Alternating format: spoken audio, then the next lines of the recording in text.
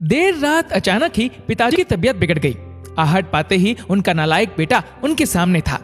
माँ ड्राइवर बुलाने की बात कह रही थी, पर उसने सोचा अब इतनी रात को इतना जल्दी ड्राइवर कहाँ आ पाएगा। ये कहते हुए उसने सहज जिद और अपने मजबूत कंधों के सहारे बाबूजी को कार में बिठाया और तेजी से हॉस्पिटल की ओर भागा। बाबूजी दर्द से कराहने के साथ ही उसे डांट भी रहे थे। धीरे चला नालायक, एक काम नहीं जो इससे ठीक से हो जाए। नालायक बोला, आप ज्यादा बातें ना करें बाबूजी, बस लंबी सांसें लेते रहिए, हम हॉस्पिटल पहुंचने वाले हैं। अस्पताल में उन्हें डॉक्टरों की निगरानी में सौंप वो बाहर चहलकदमी करने लगा। बचपन से आज तक अपने लिए वो नालायक ही सुनते आया था। उसने भी कहीं ना कहीं अपने मन में ये स्वीकार कर लिया था कि उसका नाम शायद नालायक ही है। तभी तो स्कूल के समय से ही घर के लगभग सब लोग कहते थे कि नालायक फिर से फेल हो गया। नालायक को अपने यहाँ कोई चपरासी भी ना रखे, कोई बेवकूफ ही इस नालायक को अपनी बेटी देगा। शादी होने के बाद भी वक्त बेवक्त सब कहते रहते हैं कि इस बेचारी के भाग्य फूटे थे जो इस नालायक के पल्ले पड़ गई। हाँ, बस एक माँ ही है जिसने उसके असल नाम को अब तक जीवित रखा है, पर आज अगर उसके बाबूजी को कुछ हो गया तो शायद वे भी। इस ख्याल के आते ही उसकी आंखें छलक गई और वो उनके लिए हॉस्पिटल में बने एक मंदिर में प्रार्थना में डूब गया। प्रार्थना में शक्ति थी या समस्या मामूली, डॉक्टरों ने सुबह सुबह ही बाबूजी को घर जाने की अनुमति दे दी। घर लौटकर बाबूजी को उनके कमरे में छोड़ते हुए वे एक बार फिर चीखे, छोड़ नालायक, तुझे तो लगा होगा कि बूढ़ा अब लौटेगा ही नहीं। उदास हो वो उस कमरे से निकला तो मां से अब रहा नहीं गया।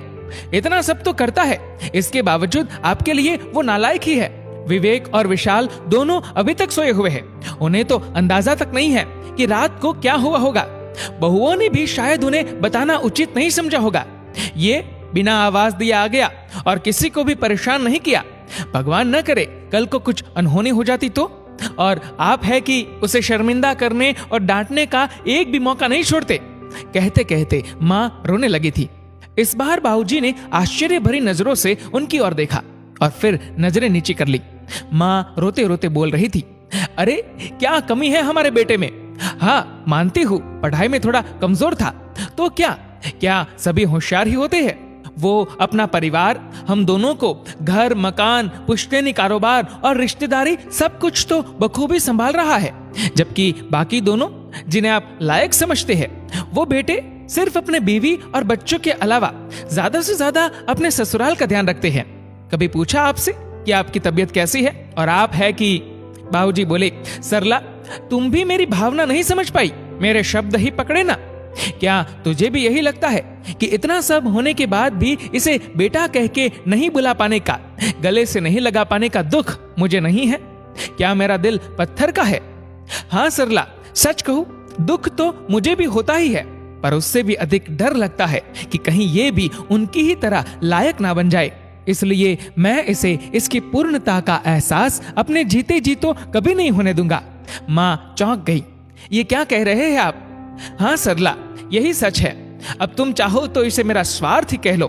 कहते हुए उन्होंने नजरें नीची कर अपने हाथ माँ की तरफ जोड़ दिए, जिन्हें माँ ने झट से अपने हथेलियों में भर लिया और कहा, अरे अरे ये आप क्या कर रहे हैं? मुझे क्यों पाप का भागी बना रहे हैं?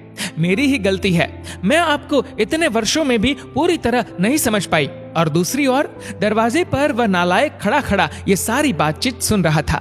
वो भी आंसुओं में तरबतर हो गया था।